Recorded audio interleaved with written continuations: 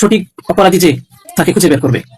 আপনারা অপরাধী খুঁজে বের করার আগে যদি আমাকে অপরাধী বানিয়ে ফেলেন তাহলে তো আসল অপরাধী পার পেয়ে যাবে। নেত্রকোনায় 12 বছরের মেয়েকে ধর্ষণ করলো মাদ্রাসার শিক্ষক।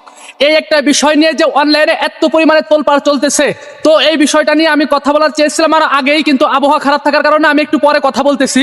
তবে আমি সংক্ষেপে কিছু কথা বলবো, একটু ধৈর্য ধরে কথাগুলো শুনে যাবেন ইনশাআল্লাহ। এই ঘটনাটি প্রায় 90% নিশ্চিত হয়ে গিয়েছে যে এই ধর্ষণটি এই শিক্ষক করে নাই, মাদ্রাসার শিক্ষক করে নাই, বরং তার নানা বা অন্য একজন কেউ করেছে।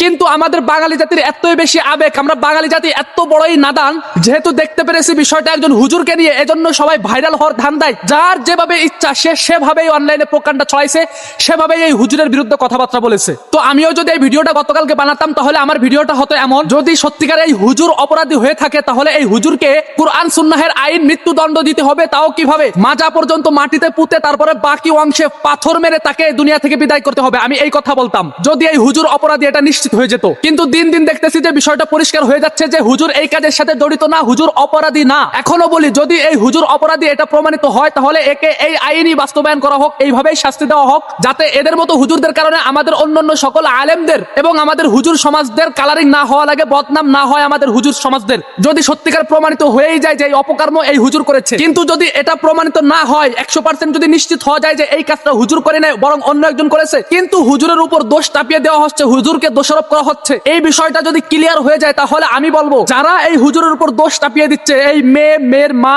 মেয়ের নানা নানি এবং মেয়ের আরো যত আত্মীয় স্বজন আছে এই হুজুরের উপর দোষ চাপিয়ে দিচ্ছে, এদেরকে জুতার মালা পরিয়ে গ্রাম ভরে ঘোরাতে হবে এবং সারা বিশ্ববাসীকে দেখিয়ে দিতে হবে যে এরা হচ্ছে নাস্তিক কুলাঙ্গার মুসলমান রূপে হুজুরদের মান সম্মান কিভাবে নষ্ট করা যায়, কিভাবে হুজুরদেরকে নিচে নামানো যায়, কিভাবে হুজুরদের কালারিং বানানো যায়, এই চেষ্টায় থাকে। এই বাঙালি জাতি ভালো করেই জানে যে একটা দুর্বল জায়গা আছে, সেই জায়গাটা হচ্ছে হুজুর সমাজ। এদের উপরে যদি দোষটা চাপিয়ে দেওয়া যায় তাহলে এদের পক্ষ হয়ে কথা বলার মতন কেউ থাকবে না। কেননা আমরা কিছুদিন আগেও দেখছি যে আহলে সুন্নাত ওয়াল জামাতের একজন ভাই রইসউদ্দিন, তিনাকেও সেম এরকম একটা দোষ তার ঘাড়ে চাপিয়ে দিয়ে একবার তাকে দুনিয়া থেকে বিদায় করে ফেলিয়েছে। তো এই বাঙালি জাতিরা এত বড়ই বেঈমান, তারা কোনো যাচাই বাছাই না করে হুজুরদের উপরে কিভাবে দোষ চাপানো যায়, কিভাবে হুজুরদেরকে নিন্দা করা যায়, কিভাবে হুজুরদের কালারিং বানানো যায়, এবং হুজুরদের নিন্দা করলে কালারিং বানালে প্রতিবাদ করার মতন কেউ থাকে না, এজন্যই এরা ঘুরে ফিরে এই হুজুরদেরকেই বেছে নেয়।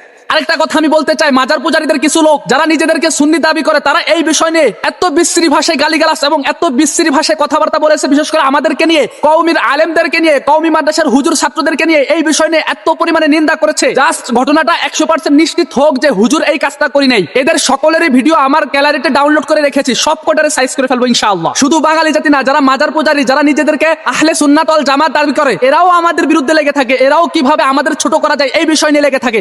অথচ তাদেরই একজন ভাইকে যে হত্যা করে ফেলছে এই বিষয়ের জন্য, এটা তারা ভুলে গিয়েছে। তারা ভুলে গিয়েছে যে এই বাঙালি জাতি কতটা নিকৃষ্ট, এই বাঙালি জাতি কতটা খারাপ। আর সর্বশেষ একটা কথা বলতে চাই, যে ডক্টর অর্থাৎ একজন মেয়ে নার্স ডিএনএ টেস্ট করে সে এই হুজুরের উপর দোষারোপ চাপিয়ে দিয়েছিল, বলেছিল যে এই হুজুরই আসল অপরাধী, এই ডক্টরকে জাতির সামনে তার মুখ উন্মোচন করতে হবে। এই কুলাঙ্গার মহিলা এও বুঝতে পেরেছিল যে হুজুরদেরকে নিয়ে কথা বললে প্রতিবাদ করার মতো কেউ নেই, এবং আমি ঘটনা সূত্রে জানতে পেরেছি সে একজন কন্টেন্ট ক্রিয়েটর, সে ভিডিও বানায়। তো সে বুঝতে পেরেছিল যে এই বিষয় নিয়ে যদি কথা বলা যায়, এটা যদি কোনোভাবে ফেসবুকে আপলোড করা যায় তাহলে এই বিষয় নিয়ে আমি ভাইরাল হয়ে যাব।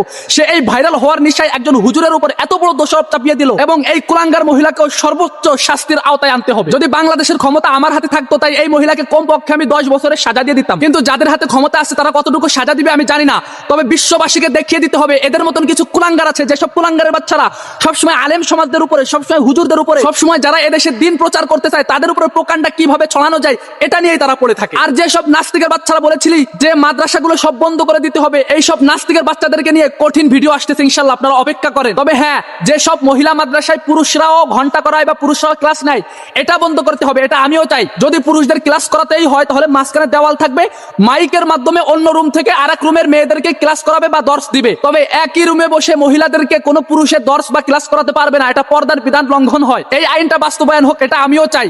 তবে যারা বলে মহিলা মাদ্রাসাগুলোই বন্ধ করে দিতে হবে, মনে রাখবেন এরা হচ্ছে নরেন্দ্র মোদীর দালাল, এরা হচ্ছে ইংরেজদের দালাল, এরা হচ্ছে ডোনাল্ড ট্রাম্পের দালাল, এরা হচ্ছে ইসলামের শত্রু, এরা হচ্ছে বিশ্ব সভ্যতার শত্রু, এরা হচ্ছে মানবতার শত্রু।